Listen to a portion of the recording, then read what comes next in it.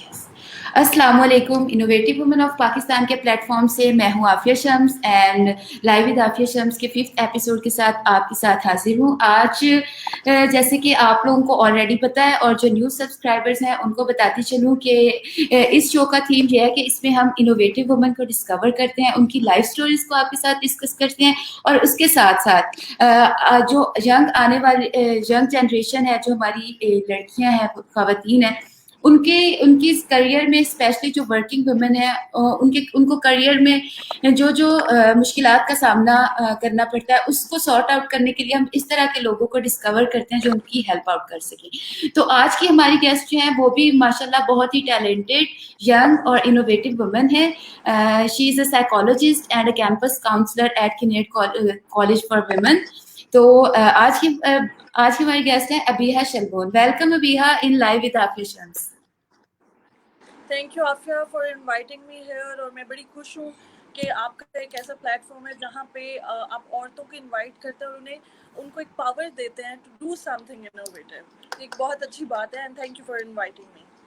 We are honoured to have you in our show. और आज के टॉपिक के बारे में बताती चलूँ मैं व्यूवर्स को कि जैसे ऑलरेडी हम इन्फॉर्म कर चुके थे अपने पोस्टर में और सारी पहले इंफॉर्मेशन में कि आज का जो हमारा टॉपिक है वो बहुत ही क्रूशियल टॉपिक है। वो ना सिर्फ लड़कियों के लिए बहुत इंपॉर्टेंट है बल्कि जनरली ये एक ऐसा हमारा पाकिस्तानी सोसाइटी का एक पर्टिकुलरली एक इशू है कि जिसकी वजह से एक इंसान की पूरी जिंदगी जो है वो इफेक्ट होती है। और जो यही एक बहुत सारी जैसे कि आप भी जानते हैं कि जो हमारा हैप्पीनेस इंडेक्स है वो one of the lowest in the world है। और उसकी बहुत बड़ी रीजन ये भी है कि हमारे यहाँ प्रॉपर करियर काउंसलिंग नहीं की जाती। हमारे मेजॉरिटी जो लोग हैं वो उन्हें जहाँ पर होना चाहिए वो वहाँ पर नहीं होते, वो रॉन्ग करियर सिलेक्ट करते हैं और फिर सारी जिंदगी एक सेंस ऑफ उसके साथ जीते रहते हैं। तो आज हमारा ये है,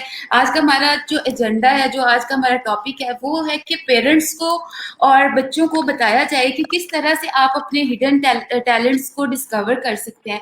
मोस्टली होता है कि पेरेंट्स भी कोऑपरेटिव होते हैं, बच्चों को भी नहीं, लेकिन उनको इस बात की अवेयरनेस नहीं होती कि किस तरह से अपने अंदर के टैलेंट्स को डिस्कवर किया जाए।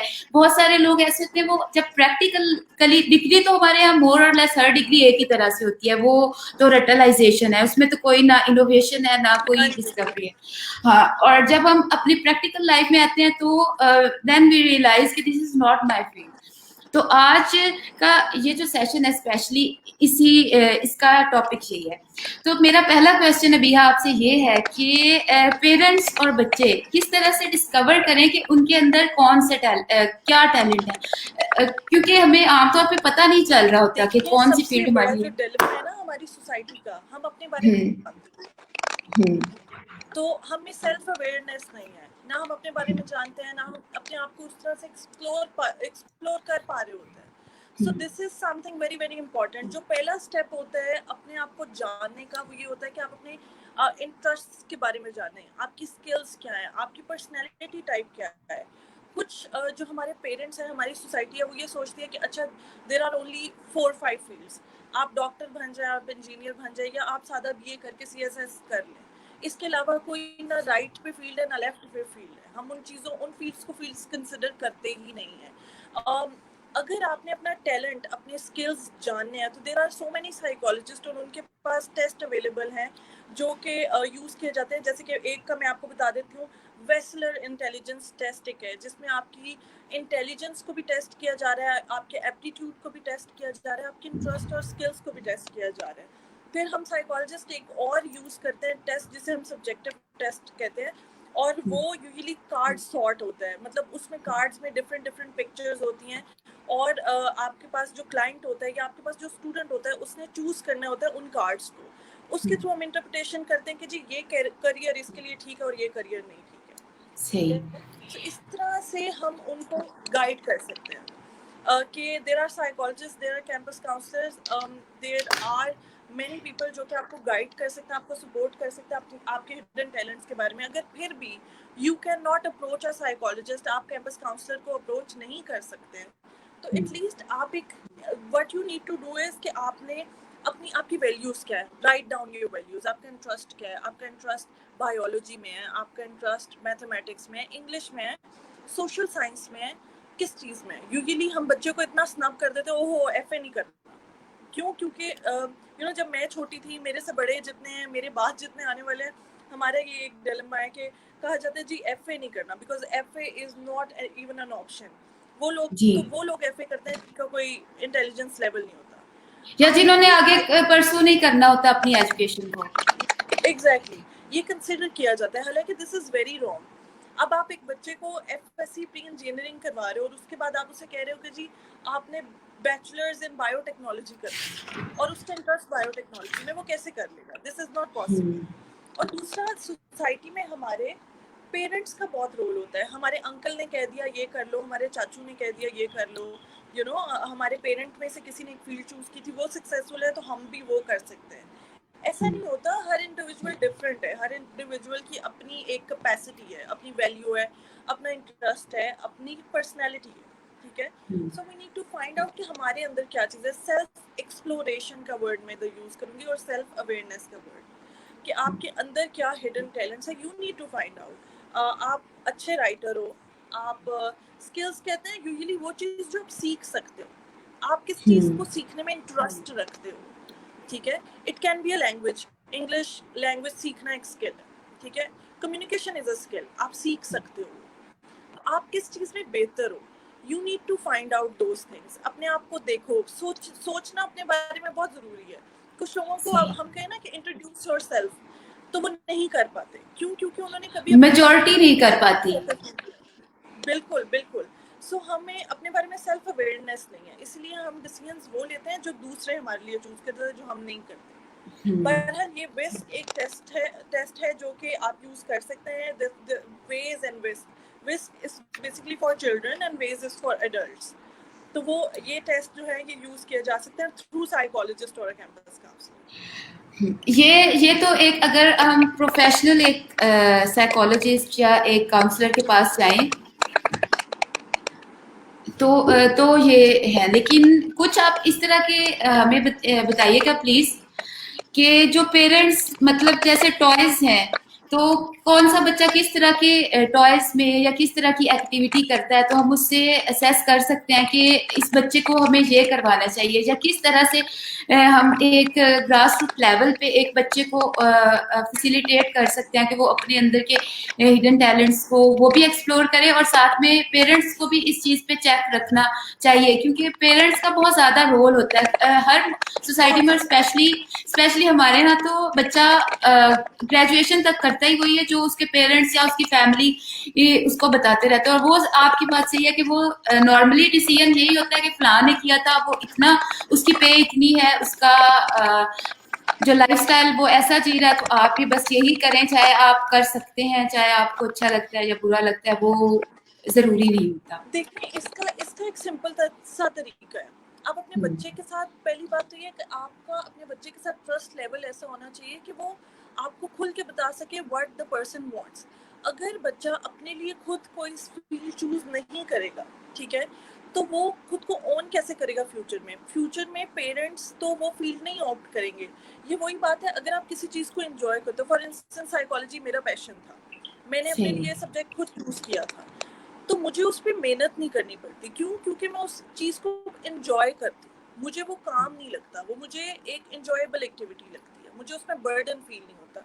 तो इसका एक तरीका ये है कि आप अपने बच्चे के साथ बैठें, आप उसका ट्रस्ट गेन करें, उससे पूछें कि अच्छा ये कुछ सब्जेक्ट्स हैं जो तुम्हें इनमें इंटरेस्ट है, तुम्हें लैंग्वेज में इंटरेस्ट है, तुम्हें बायोलॉजी में इंटरेस्ट है, तुम्हें मैथमेटिक्स में इंटरेस्ट है, और एक लिस्ट बना लें। वो कहेगा अच्छा जी मुझे मैथ्स में बिल्कुल इंटरेस्ट नहीं है, मेरे मैथ्स नहीं मैं कर सकता, ओके, वो तो एक्सक्लूड हो गया, राइट। अब आप उससे पूछें आप बायोलॉजी में जाना चाहते हो, आप सोशल साइंसेज में जाना चाहते हो, आप लैंग्वेजेस में जाना चाहते हो, आप आर्ट्स में जाना चाहते हो, एंड देन उस बच्चे को जो जो ऑप्शन अपने लिए बेहतर लगती है आप उसकी प्रोबेबिलिटीज देखें।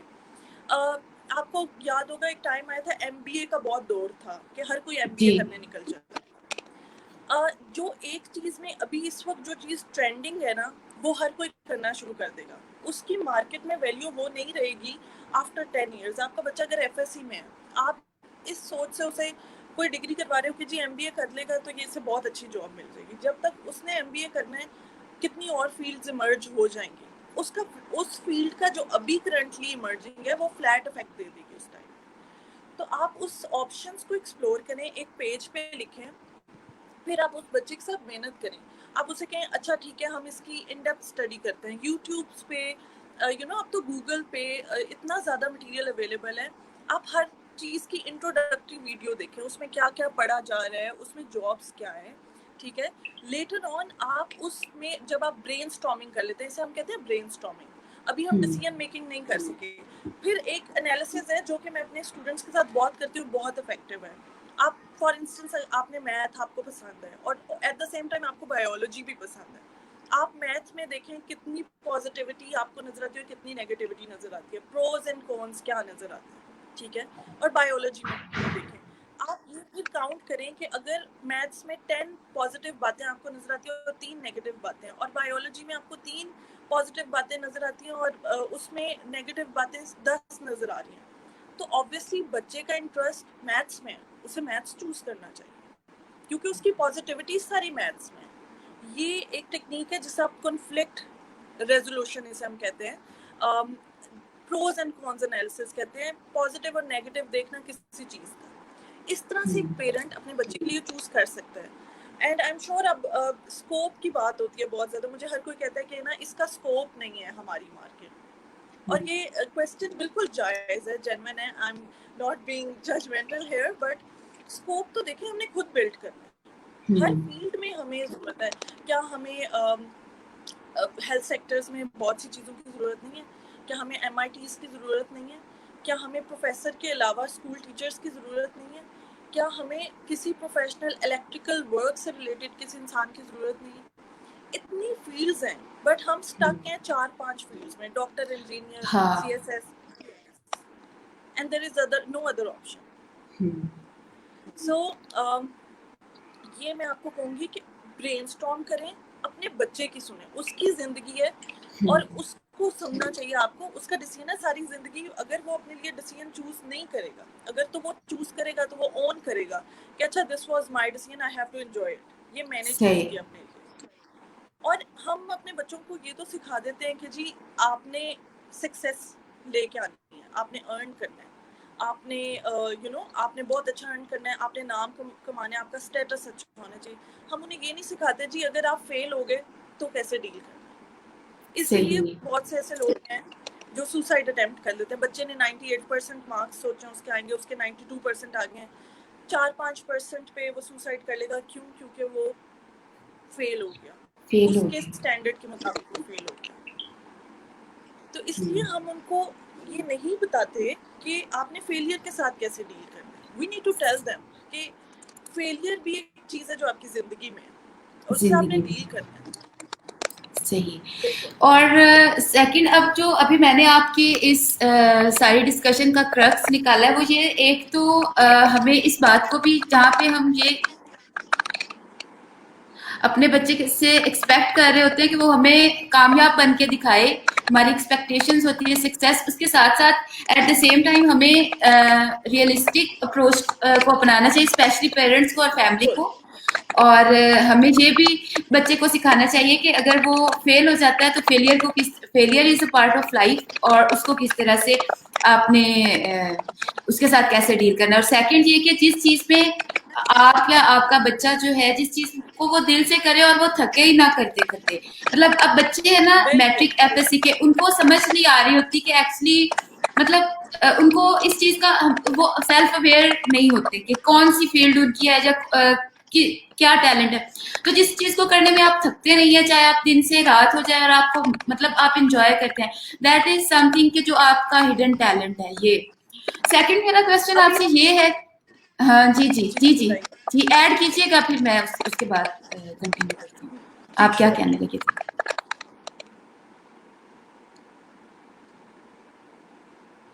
सेकंड क्वेश्चन मेरा, जी जी, मेरी आपकी आवाज मुझे आ रही है, प्लीज आप कंटिन्यू कीजिएगा।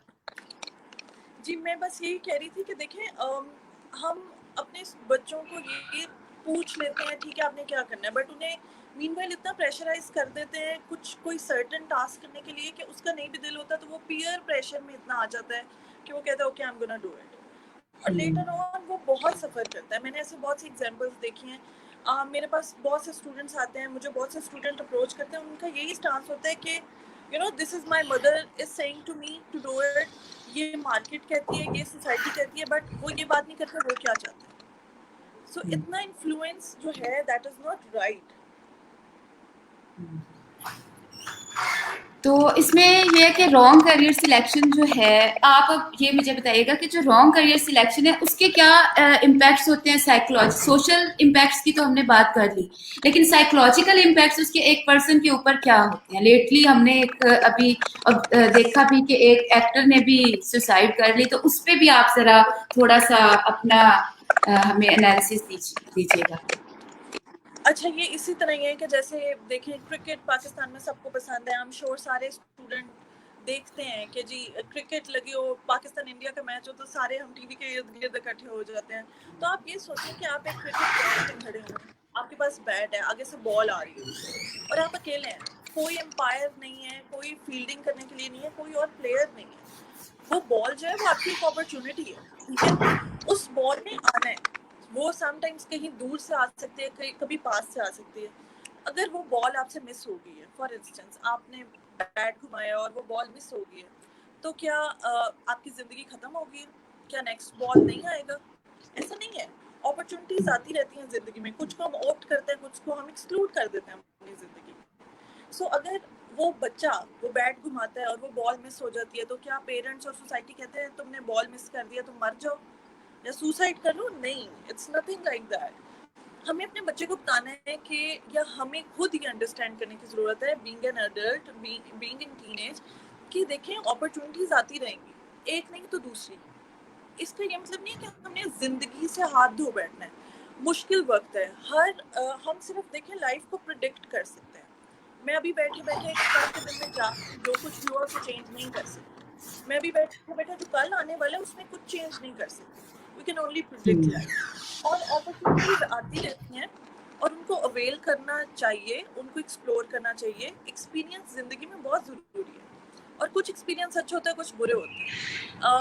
We don't need to be negative about it. और हाँ, अगर आपने रॉन्ग करियर चूज कर लिया किसी के इन्फ्लुएंस में आके, तो मैंने ये ऑब्जर्व किया, एक तो आप कभी अपने आप से सेटिस्फाई नहीं होते, you can't find happiness in yourself. आप हर वक्त कंप्लेंट करते हो about your job, about your boss, हालांकि आपका बॉस या आपकी जॉब मुश्किल नहीं होती है, आपने करियर गलत चूज किया तो आपको वो मुश्किल लग रहा होता है। आपका इंटेलिजेंस, आपकी जो इंटरेस्ट है उसके साथ पर्सनैलिटी मैच नहीं कर रही होती। सो इसलिए आपकी सेल्फ एस्टीम लो होती है, आपका कॉन्फिडेंस लो होता है। जब आपसे लोग क्वेश्चन करते हैं अबाउट योर ओन फील्ड और आपका इंटरेस्ट नहीं है, तो आपके पास आंसर नहीं है, आप घबरा जाते हो, आप सोशली ऑकवर्ड हो जाते हो, एंड मीनवाइल आप अपने साथ एक स्ट्रगल करते रहते हो। इसका भी एक हल है। ये नहीं है कि अगर आपने रॉन्ग फील्ड चूज कर लिया तो जिंदगी का खत्म हो गया, आखिर हो गया, नहीं, इट्स नथिंग लाइक दैट। इसका भी एक हल है। You can always do something that can give you happiness. कितने कोर्सेज ऐसे हैं, कितने डिप्लोमाज ऐसे हैं, कितनी डिग्रीज ऐसी हैं, आप चेंज कर सकते हैं। आप उसमें इनोवेशन लेके आ सकते हैं। मीनवाइल अगर आपने वो करियर चूज कर ही लिए, तो लुक फॉर समथिंग जो उस करियर में रहते हुए आपको ज़्यादा अपीलिंग लग रही है। मे बी साइकोलॉजी में रहते हुए मुझे क्या मैं आपकी एग्जांपल दूँ, मुझे पर्सनैलिटी टेस्ट अच्छे ना लग रहे हो, लेकिन मुझे ब्रेन का स्ट्रक्चर बहुत अच्छा लग रहा है। उस फील्ड में आपको क्या चीज़ अपील करी है उस बारे में सोचें, उसके बारे में जानना शुरू करें, नॉलेज लें उस बारे में, और अपने आप को अपने आप को फेलियर का कैदी मत बनाएं। सही। फाइंड आउट दैट जिंदगी में वक्त एक जैसा नहीं रहता, कल एक नई अपॉर्चुनिटी आ जाएगी, अगर आज नहीं आ रही तो, ठीक है। सो suicide can not be an option. I am here if you feeling like that, और अगर आपके ज़हन से गुजर भी रही है, जस्ट रिमेंबर मैं आपकी बात सुनने के लिए तैयार हूँ। You can take guidance from me. जी प्लीज अपनी बातें बात ना कीजिएगा। जी बिल्कुल, हम इस डिस्कशन के बाद इंशाल्लाह डिस्क्रिप्शन में आपके पेज का लिंक भी देंगे, और जो लोग आपको अप्रोच करना चाहते हैं वो डायरेक्टली आपको अप्रोच भी कर सकते हैं। और सेकेंडली अब नेक्स्ट जो है, आप जरा being a psychologist what is the definition of a successful person? आपकी नजर में क्या मॉनिटरीली अगर कोई अच्छा अर्न कर रहा है तो वो सक्सेस है, या इंटरनल सेटिस्फेक्शन जो है वो रियल सक्सेस है? मतलब अगर एक इंसान उतना उतना अर्न नहीं कर रहा, उसका करियर उतना लुक्रेटिव नहीं है, लेकिन वो जो काम कर रहा है वो उससे बहुत इंजॉय कर रहा है और उसका हैप्पीनेस लेवल जो है वो हायर है कंपैरेटिवली टू अदर पर्सन जो बहुत ज्यादा, उसका करियर बहुत लुक्रेटिव है लेकिन वो इंजॉय नहीं कर रहा अपने काम को। तो इन दोनों में से कौन सक्सेसफुल है आपकी नजर में, बीइंग अ साइकोलॉजिस्ट? देखिए, करियर ना आपको हमेशा पैसा, फेम और स्टेटस नहीं दे सकता। करियर आप तभी आप चूज करते हो जब आप कुछ आप अचीव करना चाहते हो। इंट्रिंसिक मोटिवेशन होनी चाहिए आपकी, अंदरूनी तौर से आपकी सेटिस्फेक्शन सबसे जरूरी है। आपने बहुत से ऐसे लोग देखे होंगे जो बहुत कमाते हैं लेकिन वो खुश नहीं है। So money can't buy you happiness. अभी आपने एक बात की कि कल एक एक्टर ने सुसाइड की। क्या वो फेमस नहीं था? क्या उसके पास पैसे नहीं थे? क्या लोग उसे जानते नहीं थे? बट वो पैसा, वो फेम उनके काम नहीं आया। वो इंटरनली हैप्पी नहीं थे। तो एक सक्सेसफुल पर्सन वो होता है जो अपनी जात से खुश होता है, जो कॉन्फिडेंट होता है, जिसको अपने डिसीजन पे खुशी होती है कि चाहे जैसा भी है। I am earning less. मैं ये नहीं कह रही कि पैसा बिल्कुल जरूरी है, no, it's nothing like that. लेकिन सबसे जरूरी आपकी इनर पीस है, आपकी अपनी सोच है अपने बारे में, आपका कॉन्फिडेंस है। जब आप चल रहे हो तो आप अब कुछ समझते हो खुद को, and in a positive way, I am not saying in a negative way. आप अपने ऊपर एक आपको यकीन है कि okay, I can do something for my self at least. अगर दुनिया के लिए नहीं तो अपने लिए तो कर सकता हूँ। तो मेरी नज़र में एक सक्सेसफुल बंदा वो है जो खुद से खुश है, जो खुद से सेटिस्फाई है और जिसमें कॉन्फिडेंस है अपने आप को लेकर। सही। तो as you are a campus counsellor, तो आप का क्या एक्सपीरियंस है जब किस तरह खासतौर पे लड़कियों के हवाले से मैं आपसे पूछूंगी क्योंकि आप एक विमेन यूनिवर्सिटी में कैंपस काउंसलर हैं, तो मेजॉरिटी आपका क्या ऑब्जर्वेशन है, किस तरह के बच्चे आपके पास आते हैं गाइडेंस के लिए और काउंसलिंग सीख करने के लिए? ज़्यादा जो मेरे पास स्टूडेंट्स आते हैं वो यही अपनी कन्फ्यूजन्स को लेके आते हैं। साइकोलॉजिकल हेल्प उन्हें रिक्वायर्ड होती है, समटाइम्स उन्हें इमोशनल हेल्प रिक्वायर्ड होती है, और मोस्टली मेरे पास करियर आते हैं जिनका ये होता है कि वो क्या चूज़ करें अपने करियर के लिए, उनके लिए बेस्ट क्या है। So what I do is कि मैं उनको उनके बारे में अवेयरनेस देती हूँ कि अच्छा आप क्या चाहते हो, आपके अंदर क्या खूबियाँ हैं। मे बी अगर मैं आर्टिस्टिक हूँ, मैं पेंटिंग कर सकती हूँ, मेरे साथ बैठी दूसरी मेरी बेस्ट फ्रेंड या मेरी स्टूडेंट नहीं कर सकती। सो आपकी क्या सॉफ्ट स्किल्स हैं, आपके इंटरेस्ट क्या है, आपकी पर्सनैलिटी क्या है, आपको क्या चीज़ अच्छी लगती है। सो जो मेरे पास स्टूडेंट्स आते हैं, एक तो वो फैमिली इश्यूज के साथ बहुत ज़्यादा आते हैं। फैमिलीज के जो कंसर्न्स हैं, कन्फ्लिक्ट हैं, पेरेंटिंग है, किसी बच्चे की पेरेंट की डेथ हो गई है, डाइवोर्स हो गई है, एंड यू नो, और वो उनकी ज़िंदगी में कन्फ्यूजन है, and there is no one to guide them. उन्हें गाइड करने वाला कोई नहीं है, दे आर स्टक समवेयर। मेरे पास ऐसे स्टूडेंट्स आते हैं, और फिर जब उन्हें अपने बारे में पता चलती हैं चीज़ें कि वो किस किस चीज़ को लेके केपेबल है, तो वो बहुत अच्छे स्टूडेंट बन जाते हैं। Like they start working on themselves. उन्हें समझ आ रही होती है कि अच्छा हमने फ्यूचर में क्या चीज़ ऑप्ट करनी है, क्या चीज़ हमारे लिए है, क्या चीज़ हमारे लिए नहीं है। सो इस तरह से आप उनकी हेल्प करते हो। ज़्यादातर फेमिलियल इश्यूज होते हैं और करियर ओरिएंटेड कंसर्न्स ही होते हैं स्टूडेंट्स के। तो जैसे आपने कहा सेल्फ अवेयरनेस की ज़रूरत होती है, खुद पे काम करने की, और खुद पे एक आपको अपनी ज़ात के अंदर जाना पड़ता है। तो काफ़ी सारे प्रॉब्लम्स जो हैं उनका मतलब उनका जो सोल्यूशन है वो आपके अपने ही अंदर है, बस आपको थोड़ा सा सेल्फ ऑब्जर्वेशन में सेल्फ अवेयरनेस की तरफ जाने जाना पड़ता है। तो being a girl, let's say मैं एक बात जी करती होती हूँ आफिया कि आप अपने बेस्ट फ्रेंड खुद हो। यू नो, जो आप अपने बारे में जानते हो वो शायद दुनिया में आपके बारे में कोई भी नहीं जानता। So if you can't love yourself, nobody is going to बिल्कुल love you. So this is what I बिल्कुल really feel and I really inculcate in another person. सही। और अब ये एक ऐसी बात जा रही है जिसमें शायद सोल्यूशन तो जिसका अभी बहुत ही एक डिस्टेंट ड्रीम है, लेकिन ये है कि हमें, आपको, मुझे और हम जैसे बाकी लोग जो हैं उनको, यंग जनरेशन को अपना एक्सपीरियंस उनके साथ शेयर करना चाहिए और बताना चाहिए। लेट्स सी कि मैंने डिस्कवर कर लिया जी, मैं मेरे में फाइन आर्ट्स में मुझे बहुत ज्यादा इंटरेस्ट है और I want to be an actor और अ मॉडल और अ सिंगर और अ पेंटर, लेकिन मेरी फैमिली नहीं मान रही। स्टीरियोटाइप्स को किस तरह से लड़कियों को हैंडल करना चाहिए या किस तरह से वो कर सकती हैं, क्योंकि बहुत सारे टैलेंट्स हमारे इसी वजह से जाया हो जाते हैं कि सोशल एक्सेप्टेंस ही नहीं है।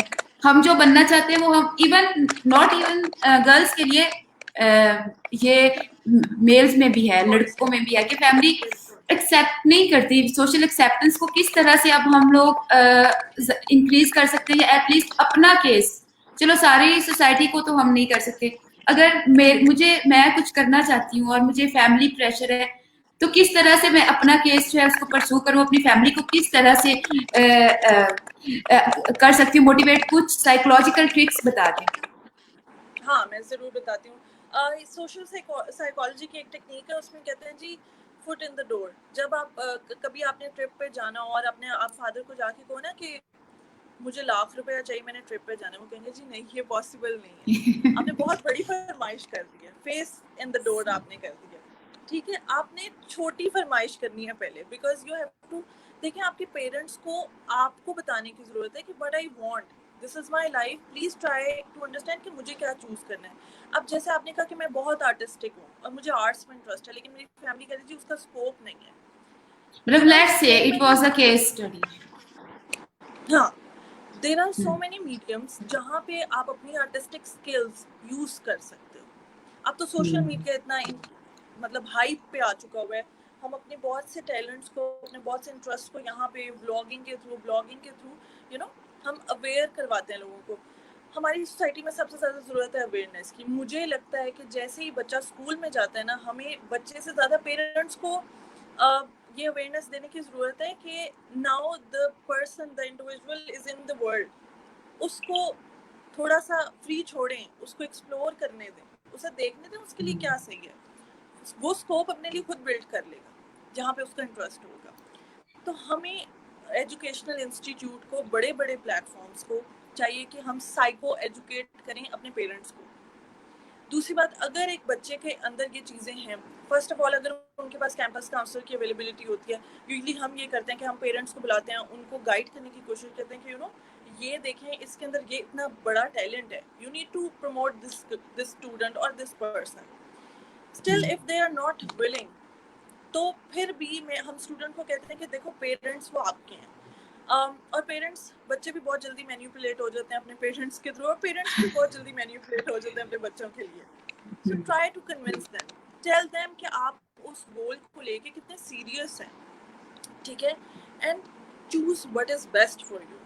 आप उन्हें बताएं कि okay I am doing this for you, okay ये डिमांड्स आपकी हैं कि जी मैं एक अच्छा करियर बनाऊँ, आई विल मेक श्योर मैं अच्छा एक करियर बनाने की कोशिश करूँगा, बट अंडरस्टैंड कि मुझे यही फील्ड चाहिए, मुझे इस फील्ड में जाना है।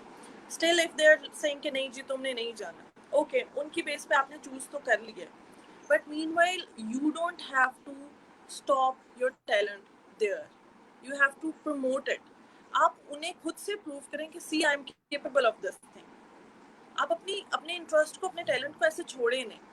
अब बहुत से मीडियम है जिसमें आप उस बारे में नॉलेज ले सकते हैं। एक वक्त था जब ये इंटरनेट नहीं था, लोग छोड़ देते थे, अब आपको छोड़ने की जरूरत नहीं है। अब there are so many opportunities and you need to find out कि वो अपॉर्चुनिटीज आपके लिए क्या हैं। स्टार्ट टेलिंग देम कि आपकी वांट्स क्या हैं और आपकी नीड्स क्या हैं। अगर आपको खाना नहीं मिलेगा फॉर इंस्टेंस एक दिन के लिए, तो आपको भूख महसूस होगी। जब आपको एक चीज इंटरनली खुशी नहीं दे रही है, तो फिर आप उसे कैसे परस्यू कर सकते हैं। और ये आपके पेरेंट्स को अंडरस्टैंड करने की जरूरत है, और ये आपको भी अंडरस्टैंड करने की जरूरत है मीनवाइल। सही। तो ये तो कुछ टिप्स थी जो यूजफुल थी सबके लिए, जो अपने, जिनको जरा फैमिली प्रेशर आता है, किस तरह से वो अपने फैमिली को कर सकते हैं। सेकंड, अब लास्टली बहुत आई थिंक मेरा ख्याल है मेरी आवाज जरा सही नहीं आ रही। मुझे आ रही है, आ रही है सही। तो लास्टली अब मैं आपसे एक तो ये फरमाइश कह लें इसको कि कोई आप ऐसी बुक सजेस्ट कर दें करियर काउंसलिंग के हवाले से, या कोई आपकी और दूसरा जैसे कोरोना की पेंडेमिक है, तो लास्ट पे आप कोई ऐसा मैसेज हमारी ऑडियंस के लिए, व्यूवर्स के लिए, स्पेशली उन लोगों के लिए, उन बच्चों के लिए जो अपने करियर सिलेक्शन में बहुत कंफ्यूज है, कोई लास्ट पे कुछ उनके लिए आप कहते हैं, उसके बाद फिर इंशाल्लाह हम इसको वाइंड अप करते हैं। देखिए, पहली बात तो ये कि पेंडेमिक में, कोविड-19 में बहुत सी चीज़ें बदली हैं, चेंजेस इनविटेबल। यूनिवर्स में एक सेकंड में हज़ारों करोड़ों चीज़ें चेंज हो रही हैं और चेंज बहुत पॉजिटिव होता है। आप लोगों ने करना ये है कि आपने आज एक तो start having a diary with you, this is very very important. जब आप कंफ्यूज होते हैं ना, आपके दिमाग में वो जो एक खिच हो रही होती है, उसको निकालने के लिए आपको एक पेपर चाहिए होता है जिस पे आप अपने दिमाग की जितनी कंफ्यूजन है वो लिखें। एक तो आपकी थॉट, फीलिंग और एक्शन, ये एक सोचेंगे एक पिरामिड है जहाँ पे थॉट है, फीलिंग और एक्शन है। फॉर इंस्टेंस इसकी एग्जांपल मैं आपको ये देती हूँ कि अगर सुबह उठ के मैं सोचूं कि आज का दिन तो बहुत बुरा गुजरने वाला है, आज तो मेरा दिन बहुत ही बुरा गुजरने वाला है, ये मेरी एक थॉट है। मेरी फीलिंग क्या है, मैं उस थॉट को सोच के सैड हो जाऊंगी। मेरा एक्शन क्या होगा, मैं जो भी काम करूंगी मैं वो अपना 100% काम नहीं करूंगी, वो काम खराब हो जाएगा। और मेरी अगली थॉट ये आएगी, अच्छा देखा, मुझे पहले ही पता था आज का दिन ही खराब है। तो आपकी थॉट्स, फीलिंग्स और एक्शन जो है ना, वो एक दूसरे के साथ जुड़ी हुई हैं। It's more like a pyramid, वो जुड़ी हुई हैं। आप अपने थॉट्स को ऑल्टर करें, आप अपने लिए सोल्यूशन ढूंढें। और जब आपने सोल्यूशन ढूंढना होता है ना, जैसे मैंने आपको प्रोज एंड कॉन्स की एक एनालिसिस दी है, मैं अगर दो चीज़ों में कंफ्यूज हूँ, let's make it funny then, अगर मुझे एक पर्पल सूट पसंद है और मुझे एक ग्रीन सूट पसंद है, तो मैं पेपर पे लिखूंगी अच्छा पर्पल सूट, उसमें पॉजिटिव क्या है, अच्छा उसकी एम्ब्रॉयडरी बहुत प्यारी है, उसका दुपट्टा बहुत प्यारा है, मैं पहन के ज़्यादा गोरी लगूंगी, खूबसूरत लगूंगी मे बी। एंड अगर मैं ग्रीन सूट का देखूं तो मैं कहूँगी अच्छा ग्रीन सूट की एम्ब्रॉयडरी इतनी प्यारी नहीं है, लेकिन उसकी शर्ट की शेप प्यारी है, मैं उसके फीचर्स डिस्कस करूँगी। और at the end of the day जब मेरे पास उसकी वैल्यूएशन निकलेगी, जो चीज़ पॉजिटिविटी जिस चीज़ में ज़्यादा है, हमेशा उसे चूज करें, क्योंकि वो आपको एक सेटिस्फेक्शन और एक खुशी देगी। आपको पता होगा अच्छा कि मैंने डिसीजन लिया, ये मेरा डिसीजन है, आप ओन कर देंगे। और पेंडेमिक के स्टेट में हम सारे एक ही कश्ती में सवार हैं। अब जब आगे आपके एडमिशन होने वाले हैं, होपफुली मैं आफिया आपके पेज पे मैं एक बुक पोस्ट कर दूंगी पीडीएफ फॉर्मेट में, वो आप उसमें आपको डिफरेंट टेस्ट भी मिलेंगे जो आप एडमिनिस्टर कर सकते हो अपने स्किल्स को जानने के लिए, अपने टैलेंट्स को जानने के लिए। वो बुक अवेलेबल हम कर देंगे आपके प्लेटफॉर्म पे, स्टूडेंट्स उसे ले सकते हैं, उसे यूटिलाइज कर सकते हैं, उसे पढ़ सकते हैं, ठीक है जी। और उसके थ्रू आपको बिल्कुल समझ आ जाएगी कि आपने लाइफ में किस तरह चलना है। स्टे पॉजिटिव, कोई अपॉर्चुनिटी दुनिया की आखिरी अपॉर्चुनिटी नहीं है। और बस ये याद रखें कि suicide, negativity is not your option. हर दिन एक डिफरेंट दिन है, आप अपनी सोच को बदलें, आपकी फीलिंग और एक्शन खुद ही बदल जाएंगे। सही। और ऑन अ लाइटर नोट, क्योंकि हमारे लिए सारे व्यूवर्स बहुत वैल्यूएबल हैं, हम सबके कमेंट्स को, सबके फीडबैक को कंसीडर करते हैं, और आप एक साइकोलॉजिस्ट भी हैं, तो ये मोहम्मद इशफाक जट ने हमसे पूछा है जी, best way to make the weeping child quiet, please put my question. जी, तो उनकी मदर किधर होती है जब वो रो रही होती है? आई थिंक सो मदर इनको इनके हवाले कर देती है। I am gonna talk about it कि उस बच्चे की नीड क्या है, उसको क्या चीज़ चाहिए। समटाइम्स एक बच्चा बहुत स्टबर्न हुआ होता है, मे बी आप उसको वो चीज़ नहीं दे रहे हो जो वो लेना चाहता है। मीनवाइल इतने छोटे बच्चे से आप बात नहीं कर सकते, तो there are so many distraction techniques. जैसे कि मैंने मदर्स को देखा, वो कोई पॉइंट लगा देती हैं उसे डिस्ट्रैक्ट करने के लिए, उससे बातें करना शुरू कर देती हैं। हम लोगों ने ना अपने बच्चों को बहुत ज़्यादा मोबाइल की एक्सेस दे दी, which is also wrong. At the same time आप उसे डिस्ट्रैक्ट तो कर लेते हो, लेकिन आप उस बच्चे को जैसे कि सैंड ट्रेज होते हैं, सैंड ट्रेज में अगर आप उसके साथ कुछ ड्रॉ कर रहे हो, उसको वो टेक्सचर कितना अपील करेगा, उसको वो मे बी वो सैंड ठंडी हो, मे बी वो सैंड गर्म हो, उस टेक्सचर से, उधर ड्रॉ करने से, उधर कुछ करने से, अपने हाथों में जब वो लेगा उस सैंड को, मे बी वो डिस्ट्रैक्ट हो जाए। आप ऐसी डिस्ट्रैक्शन टेक्निक्स ढूंढें जिसमें बच्चा फिजिकली इन्वॉल्व हो। आप उसको सिर्फ एक टीवी के सामने या मोबाइल के सामने ना बिठा दें, आप ऐसी टेक्निक्स यूज करें। यूज अ बॉल जिसका टेक्सचर होता है, बड़े बॉल आते हैं, आपने देखा होगा उन पे छोटे छोटे, इट्स मोर लाइक पॉइंटेड सा होता है, वैसे टेक्सचर का कोई बॉल पकड़ा है। एंड देन मीनवाइल उसको, जब एक बच्चा रो रहा होता है ना, तो उसको अगर वो थोड़ा सा बड़ा है, वो खड़ा हो सकता है, आप उसे जमीन के साथ उसके पाँव को कनेक्ट करें, और ये जो शोल्डर्स होते हैं ना, उन पे बहुत लाइट है, जितना वो प्रेशर बेयर कर सकता है, इधर आप थोड़ा सा प्रेशर बिल्ड करें और आप उस बच्चे से बात करें, यू नो, रिलैक्स, काम योरसेल्फ डाउन, मैं आपके पास हूँ, अभी आपको जो चीज़ चाहिए मिल जाएगी, it's okay, it's going to be fine. आप देखेंगे कि उस प्रेशर से, और जो ग्रेविटी की पावर होती है ना उस ज़मीन के साथ, जब आप खुद को कनेक्ट करते हैं, तो बच्चे में एक सूदिंग इफेक्ट आ जाता है। आप उससे बात करें, आप उसे ऐसी एक्टिविटीज़ दें, आप कलरिंग बुक्स उसके लिए अरेंज करें, आप सैंड ट्रेस करें, प्लेडो अरेंज करें, एंड प्लीज़ उसका मोबाइल फ़ोन्स और टीवी के साथ ज़रा कनेक्शन थोड़ा लिमिट करें। सही, चलिए, थैंक यू सो मच। और मुझे बहुत मज़ा आया, और ये बहुत ज़्यादा हमारा इंफॉर्मेटिव आज का सेशन रहा। और इसके साथ साथ at the end of session मैं ये सारे व्यूवर्स को बताती चाहूँ कि हम पीडीएफ फॉर्म में जो बुक रेकमेंड की है इन्होंने हमें, अबिहा ने, वो भी अपने पेज पे भी अवेलेबल होगी, और इनके पेज पे भी वो अवेलेबल होगी। डिस्क्रिप्शन में हम दे देंगे। इसके साथ साथ इनके पेज का लिंक जो है वो भी मैं डिस्क्रिप्शन में अटैच कर दूंगी। आप इनको डायरेक्टली अप्रोच कर सकते हैं, कोई भी इशू हो आपको। और थैंक यू सो मच जहाँ हमारा साथ देने के लिए। और दूसरा ये कि at the end of the day यही हमारा मैसेज है कि एक तो फेलियर को एक्सेप्ट करना सीखिए अपने बच्चे को, जहाँ पे आप उसको सक्सेसफुल चाहते हैं, साथ साथ आपको ये भी कंसीडर करना चाहिए कि failure is also part of life, और किस तरह से उसको टैकल करना है। तो आप ग्रास रूट लेवल से ही इस तरह से बच्चे की अपब्रिंगिंग करेंगे तो जिंदगी आसान हो जाएगी। और जब इंडिविजुअल कैपेसिटी में हैप्पीनेस आती है और इंडिविजुअल कैपेसिटी में चेंज, पॉजिटिव चेंज आता है, तो ओवरऑल जो एक सोशल एनवायरनमेंट है वो पॉजिटिविटी की तरफ और प्रोडक्टिविटी की तरफ जाता है।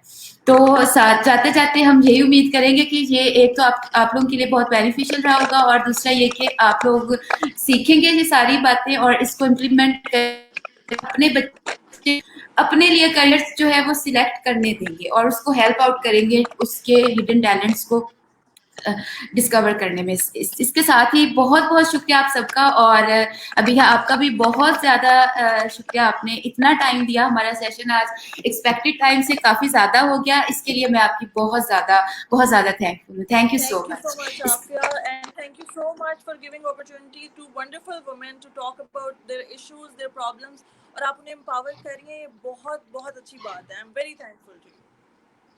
The player is on both side। और जी thank you so much for watching us. और इसके साथ ही अब हम ये ब्रॉडकास्ट जो है इसको एंड कर रहे हैं। Thank you.